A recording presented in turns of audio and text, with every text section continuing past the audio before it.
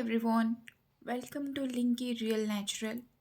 ଚଲେଇ ନେବା ଗ୍ରାଇଣ୍ଡିଙ୍ଗ କରିସାରିଲା ପରେ ଯାହା ବି ଖଦଡ଼ା ଗୁଡ଼ାକ ରହିଯିବ ସେଇଟା ଏମିତି ଚଲେଇଲେ ପୁରା ଅଲଗା ହେଇଯିବ। ଚୁନା ପୁରା ଏମିତି ପ୍ଲେନ୍ ଆସିଯିବ।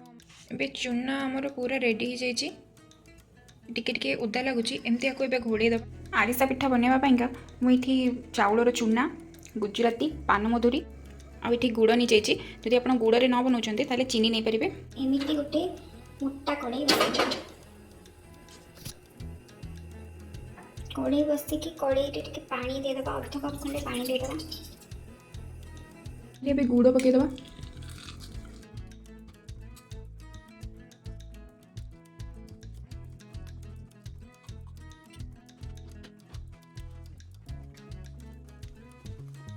ଗୁଡ଼ ଏଠି ଭଲସେ ଫୁଟି ଆସିଲାଣି।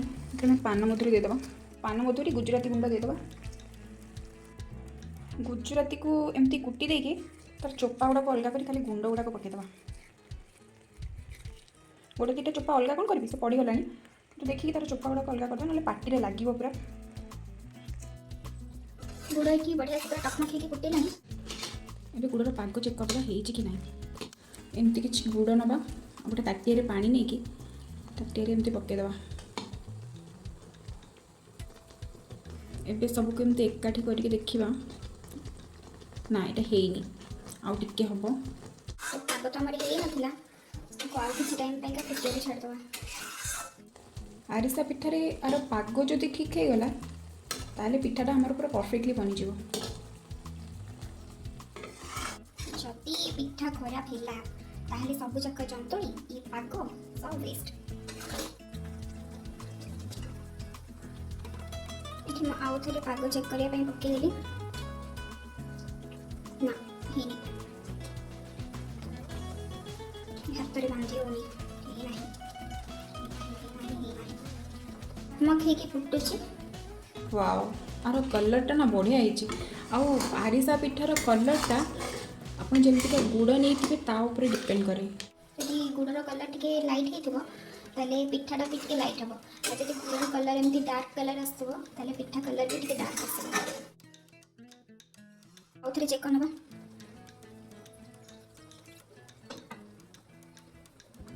ଠିକ୍ ଏଥର ହେଇଯାଇଛି। ଗୁଡ଼ ପାଗ ପୁରା ରେଡ଼ି ହେଇଯାଇଛି, କାରଣ ଇଏ ହାତରେ ପୁରା ଗୋଟେ ଜେଲି ଚକୋଲେଟ୍ ଟାଇପ୍ର ବାନ୍ଧି ହେଇଯାଉଛି। ଏତିକି କାଫି ପାଗ ହେବା ପାଇଁ। ଏବେ ଗ୍ୟାସ୍ର ଫ୍ଲେମ୍କୁ ଲୋ କରି ସେଥିରେ ଚୁନା ଆଡ଼୍ କରିବା। ଚୁନା ସବୁ ଏକାଥରେ ଦେଇଦେବେନି, ଅଳ୍ପ ଅଳ୍ପ କେମିତି ଆଡ଼୍ କରିବେ।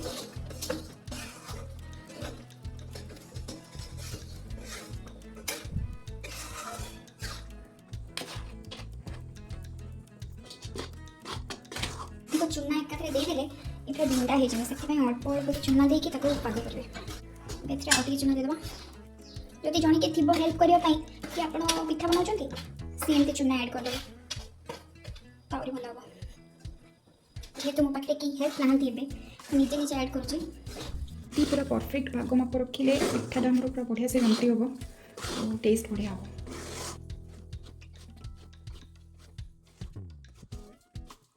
ଆମର ଯନ୍ତଣୀ ପୁରା ରେଡ଼ି ହେଇଗଲାଣି। ଏବେ ଆକୁ ଥଣ୍ଡା କରିବା ପାଇଁ ଛାଡ଼ିଦେବା। ଜନ୍ତିବା ପାଇଁକା ଗ୍ୟାସ୍ରେ ଗୋଟେ କଡ଼େଇ ବସାଇଦେବା।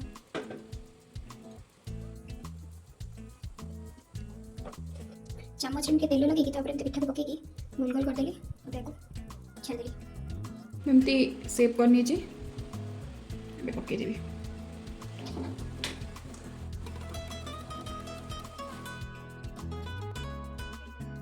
ଏମିତି ସବୁ ପକେଇଦେବେ।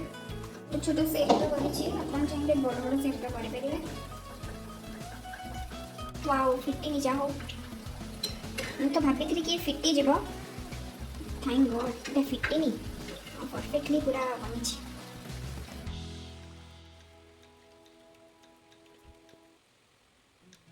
ସବୁ ରେଡ଼ି ହେଇଯାଇଛି। ବାହାରେ ପୁରା ଜୋରଦାର ବର୍ଷା, ଭିତରେ ପୁରା ଗରମ ଗରମ ଆରିସା ପିଠା। ପିଠା ଛାଣିବା ଟାଇମ୍ରେ ଏ ଯେଉଁ ସ୍ମେଲ୍ଟା ଆସୁଛି ନା, ୱାଓ, ଜଷ୍ଟ ୱାଓ। ଭାଙ୍ଗିଗଲା ଫାଇନାଲି। ଏଇଟା ଲାଷ୍ଟ, ଆଉ ଏଇଟା କଣ ହେଲା?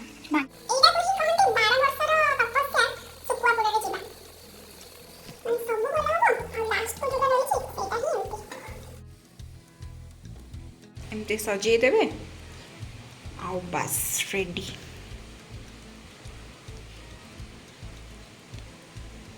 आउ बनिकी खाइबे। मु गोटे को भांगिकी चेक करी देखि दउची केमती ହେଇଛି।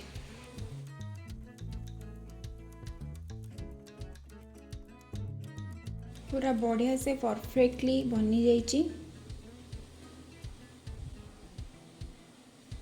जदि आपको वीडियोटी भल लगी please do like share comment and subscribe to my YouTube channel.